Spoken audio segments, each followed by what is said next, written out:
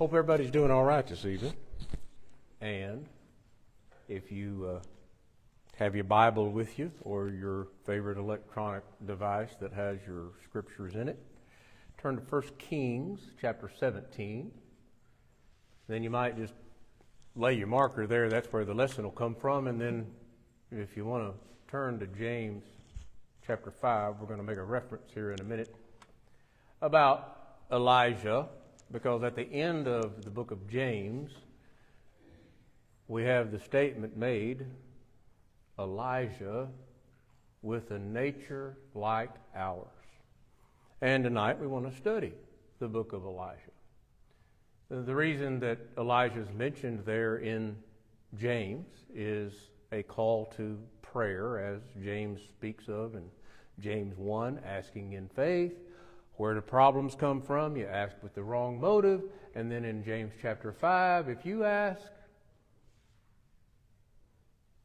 God will lift them up.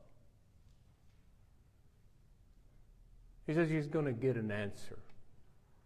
And so it's very important for us to understand really the significance of Elijah and how to trust in the power and the provisions and the promise of God. And his demonstration from James chapter 5, and it's called out to look, Elijah with a nature like ours, he prayed earnestly that it would not rain, and it did not rain on the land for 3 years and 6 months. And he prayed again, and the heaven gave rain, and the earth produced its fruit. Then he tells us to pray.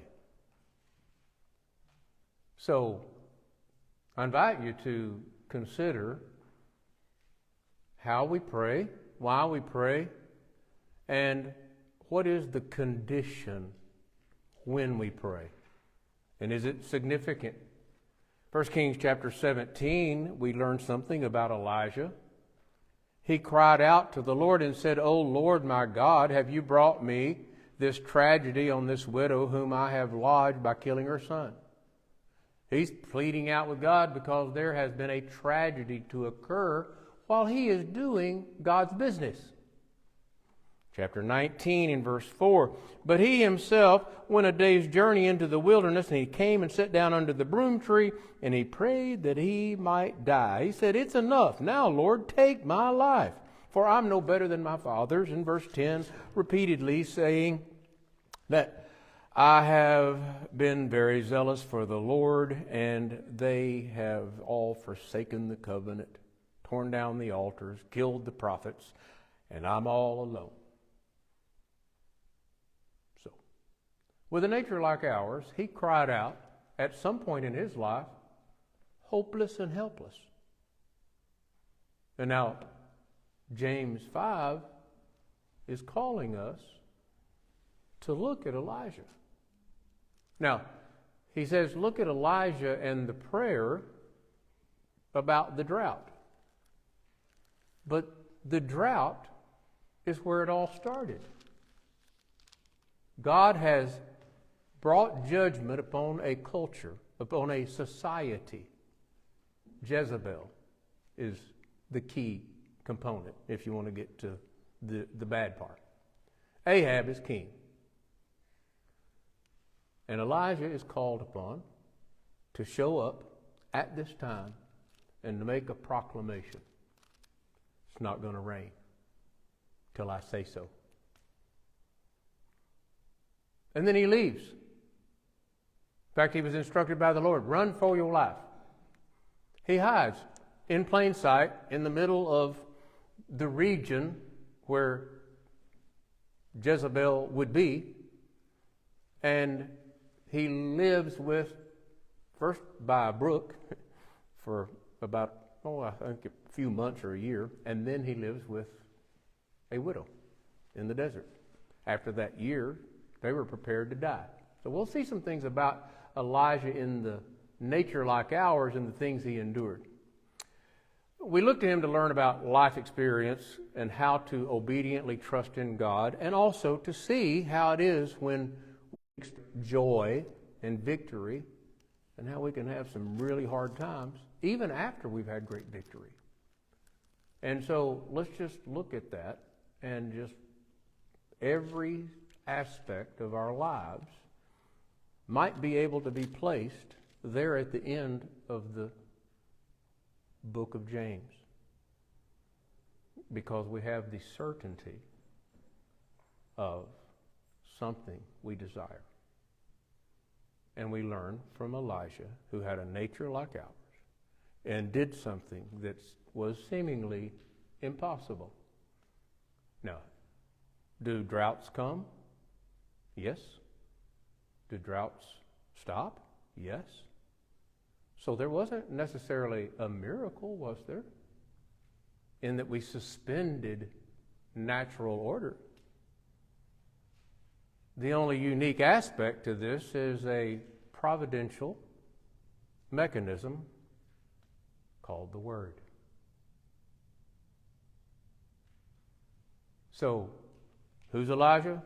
It's kind of like John, worse than John the Baptist in this. He comes out of the wilderness, but he's a Tishbite. Nobody knows what that really is or what. Got maybe a region that he comes from. Jehovah is my God is his name's meaning. He rejected the worship of Baal, so what you have is a period of time where Jezebel and Ahab are in power. Ahab marries her. He's, the king in Israel. She is a Baal worshiper, and she brings the Baal with her and prostitutes, corrupts the land. And Ahab lets it happen. So Elisha shows up to warn of the judgment coming against wickedness and idolatry. And so you got the references of Jezebel, because Jezebel's written of in Revelation 2 and verse 20. Elijah is written of the Mount of Transfiguration. Elijah is written of when John the Baptist shows up and is spoken of as being in the spirit of Elijah. So, Elijah went through his entire life predominantly in conflict and struggle. Now, his objective is to get someone to replace him. He doesn't know that yet. He has to be of a legacy that will lead to the perpetuation of the word that he proclaimed. So, we need to know how God works through hopelessness.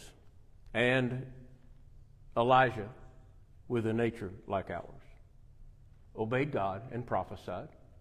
And so in 1 Kings chapter 1 through chapter 17, through the whole chapter there, what we see is that he made the proclamation, "It will not rain until it comes out of my lips." Verse 1, "Shall not be dew nor rain these years except at my word." And the word of the Lord came to him, saying, "Get out of here. Turn eastward by the brook of Cherith. It flows into Jordan, and there you'll drink from the brook. And I've commanded the ravens to feed you."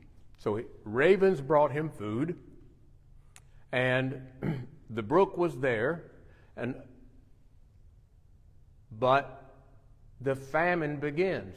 What's going to happen to the brook? It dries up. He's told to get up, and then we go to the period of time there in chapter 17 when he shows up, in verse 8 of chapter 17, and he shows up at the widow's house. "Give me bread." She says, "It's a famine." She says, "I've got enough flour to make one more meal, and oil for one meal, for me and my son to eat and to die." That's how desperate of a situation we are in real life. Elijah says, "Get me some bread first." She obeys. And Elijah says, "The flour and the oil will not run out." And it did not. Through the entire famine until the word of the Lord came. And during that time, if you notice there in verse 17 that cry from Elijah came. In the course of life, and particularly in real life, you understand, Elijah gave the word, the drought. Nothing's miraculous. We're all living except for the provisions that God has made for him. And in the midst of that, the person providing for him, God did not protect the child. Now, how it is in that culture, and with us oftentimes, something bad happened. The woman said, "Why did you bring this judgment against my sin and kill my son?" We do the same thing. They were doing it what was real. But Elijah had the same despair, and he calls out to God. He cried out and said, "Oh Lord, my God, have you brought me here for this tragedy?" He stretched himself out on the child 3 times, cried out to the Lord and said, "Oh my God, I pray let the soul of this child come back to him." The Lord heard his voice. The Lord heard his voice. Elijah, with a nature like ours, was responsible for the first one to be resurrected. This is important when we get to the end of the book of James, and for what we pray and what will occur with certainty. So it came to pass that after many days the word of the Lord came back to Elijah, "Go present yourself to Ahab, and I will send rain on the earth." And he did. So if you want to read the entire story, he goes to Obadiah. We have an insider in the political structure who, while Jezebel is killing the prophets of God during this time of famine, because they're blaming the prophets, they're blaming Elijah, they're searching for Elijah. He's a fugitive. They're blaming Elijah for bringing the drought rather than repenting. Obadiah's second in command there with Ahab, but he is hiding the prophets. He saved 100 of them, and Elijah says, "Obadiah, go tell Ahab I'm here." He says, "You know you're going to get me killed." He says, "No, it's not going to happen." And it didn't happen. All the things that were just theatered out here in this man Elijah, in that all the difficulties that he went through, he shows up to to Ahab. And Ahab goes, "What do you want, troubler of Israel?" And Elijah says, "Oh no, you're the troubler of Israel." And it's on. So he says, "Bring your boys down to Mount Carmel." And they brought 450 false prophets. And you know how it went. And it's interesting to see about Elijah and his confidence. Because, you've been, spoke a word and it happened. You're cared for by ravens. Your flour and oil never runs out. A child is brought back to life. And now you're in front of Ahab and he's wanting to say, "Oh no, your God's not real." He said, "Oh, my God's real. Come on. What you got? Show me." And so 450 show up and he says, "Okay, let's see. Whoever will bring fire down from heaven, we'll identify him as God." And so it is, the theater where they go through cutting themselves and calling out and crying and screaming all day. He begins to mock them. He mocks them. Maybe he's hard of hearing. Maybe he's asleep. He's mocking them now. You can see, Elijah's now, he's the preacher man. He's telling them like it is, and he's got all the confidence in the world. And then it is. Hey, go get water. Let's see about the God I serve. My God is Jehovah. Let's see if we can make it not happen when we call it out to happen. And they couldn't stop it. And you would think, "Oh, okay, I won, right? I won the debate." All the false prophets were killed. The rain came. And Jezebel, she comes. She shows up. We hadn't really heard about her other than killing the prophets of God. But now she tells Elijah, I'll have you dead by the end of the day. And guess what Elijah does? He just beat 450 prophet men and run like a chicken. Scared to death. He's got boldness. He rebukes indifference. He stood alone against the prophets of Baal. He's mocked the prophets. He's brought fire from heaven. He's executed 450 prophets. And then Jezebel puts a bounty on his head. And he runs in weariness, discouragement, and despair. And he says, man, I'm done. God didn't grant his request because he asked him to take him right then. Now, if you remember, Elisha records Elijah was caught up in the whirlwind. God answered his prayer, but not in his despair. He wasn't through with him. And so if there's ever a message that we might be able to learn about Elijah and us is what not to do, or what God's not going to do. He's not going to take you down to take you out. He's going to build you up and take you home. And that's what happened to Elijah. But, oh man, life. Exhausted physically, exhausted emotionally, feels like a failure, has been faithful and zealous, and now I'm alone and Jezebel's trying to kill me. It's just, no end to it. Even when I wipe out most of them, evil's still there. So what had happened? Well, he had forgotten the good. He'd forgotten all the things God had provided. He allowed fear to get in him. He felt sorry for himself. He was ready to quit. Elijah thought his faithfulness and his zeal would spark in a spiritual revolution. I remember that as a young man, starting to preach and about 4 months in and having an experience where I thought I had failed or I was a failure. And Ed Dye told me something as a preacher that maybe I was the Elisha to his Elijah. I'm not sure. He got locked out of a church building when he was in California, so I guess that's a thing. Underestimate God and the faithful. That's what you underestimate.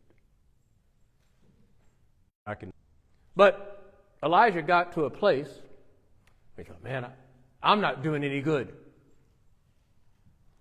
And Brother Dye told me, he said, Dennis, even God doesn't make somebody do the right thing. You got something going that he doesn't? You preach it. They have a choice. Jezebel had a choice. Ahab had a choice. What did they do? They just got bolted up because it wasn't going their way, and they were going to have it their way or no way. And guess what they got? No way. But he got in this place. And we do the same thing all the time. A lot of people that are not here don't realize we are. Somehow they maybe got the idea we weren't with them. You know how that can be. Here I sit with people I've always known, and somehow I feel like I'm alone.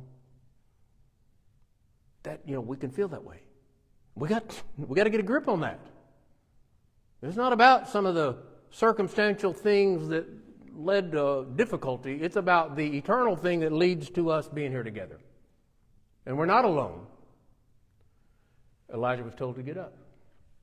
And when you get to chapter 19, all of a sudden Ahab told Jezebel all that Elijah had done, and he executed the prophets, and she goes after him. And when you get to chapter 4, when God turns him around, he says, I've been very zealous, I've done all this. The Lord said in verse 15, go and return on your way to the wilderness of Damascus. And when you arrive there, you go to see the king of Syria. You're going to anoint Jehu. He's got all this work to do as a prophet. He's got to anoint Jehu because Ahab's getting ready to go down. And he says in verse 18, I've reserved 7,000 in Israel that have not bowed the knee. He thought he was alone. But there it was, like it always is. And if I lose any of you, and no matter where you are, if I know anywhere the region of the place you'll be, I can find you on the Lord's day. And we'll know. And God calls us to be that way. Elijah, with a nature like ours, asked in faith, knowing. He prayed in faith, and this is what you need to prepare, and this is the Elijah moment. Get ready to have the answer. Be prepared for the answer. He prayed to God to raise up another. And he learned that others have the same conviction. All these things go into Jehovah is our God. Elijah's hope was restored because there were others of like precious faith. And as you read through the end of 1 Kings 21 and you get into 2 Kings in the first part where Elisha is now in this place, you see he's got this renewed zeal. Remember how down he was and how defeated he was? Well, we get back up. He returns. In verse 17, the word of the Lord came to Elijah the Tishbite, saying, Arise and go to meet Ahab, the king of Israel, who lives in Samaria. There he is in the vineyard of Naboth, where he has gone down to take possession of it. There's another story about Jezebel, you'll remember. Naboth's vineyard. The king wanted it and became depressed because he couldn't have it. Naboth owned it. Jezebel said, don't worry about it. And she goes and has Naboth killed. And Ahab gets his vineyard. That's how corrupt they were. And upon the news, Elijah there with a certain death sentence, but not for him, for them. And so it was that the Lord said, you murdered and take away possessions, and you shall speak to him, saying, Thus says the Lord, in the place where the dog licked the blood of Naboth's dog shall lick your blood, even yours. So he has that departing message.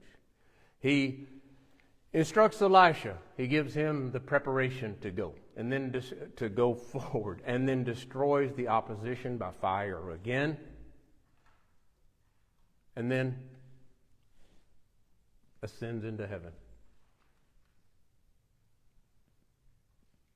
And then we lead to James 4, or James 5 and verse 14.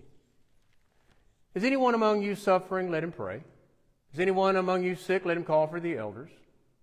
And there's a very simple explanation of a person who gets spiritually despondent in the condition of depression. And this call of the elders is that prayer that one who receives that admonition is raised up to walk. Now, get to James 5 and consider the answer. Elijah, verse 17, was a man with a nature like ours, and he prayed earnestly that it would not rain, and it did not rain on the land for 3 years and 6 months. And he prayed again, and the heaven gave rain, and the earth produced its fruit. Brethren, if anyone among you wanders from the truth and someone turns him back, let him know that he who turns a sinner from the error of his ways will save a soul from sin and cover a multitude of sin.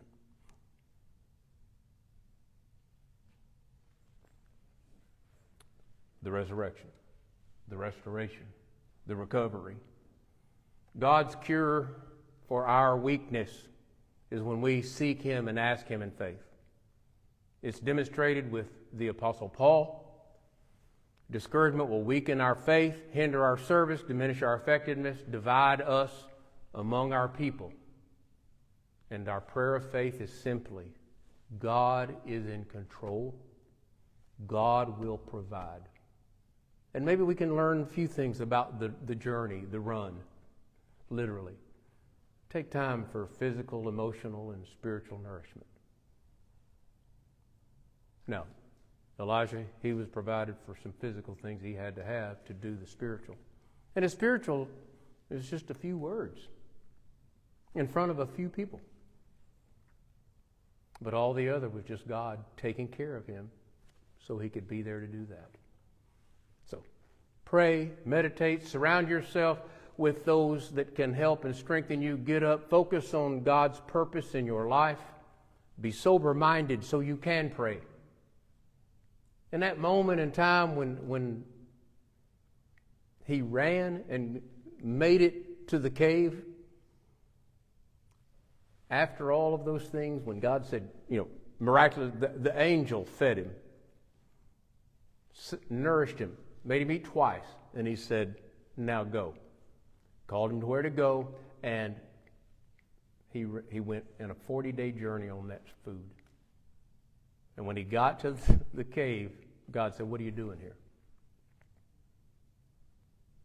And he was giving him a chance to speak for himself about where you are mentally, spiritually. Where's your mind at? No more was he saying, I'm desperate or depressed and take me, Lord. He's now in the place where he's saying, look, I'm the only one here.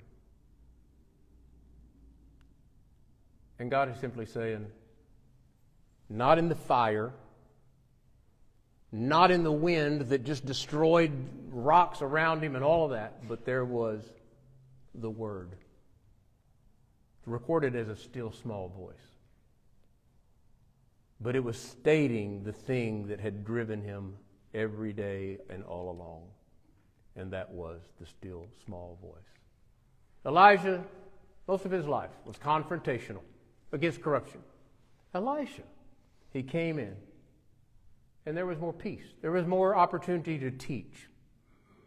And he did twice as many miracles. Elisha sacrificed his herd to follow Elijah, showing that he left his livelihood behind, complete dedication to follow this guy because the power of God had been manifest in him. And then he took care of his family, and he left and followed Elijah. James tells us to remember Elijah when we pray. Can you stop the rain? Is that what he's meaning?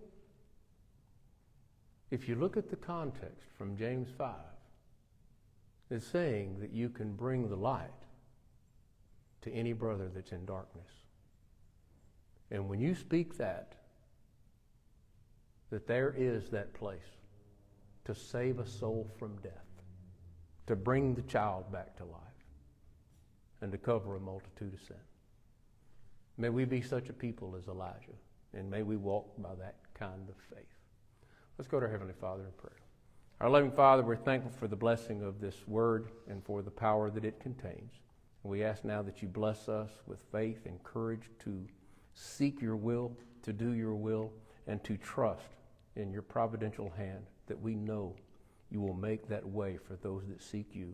In Jesus' name, amen.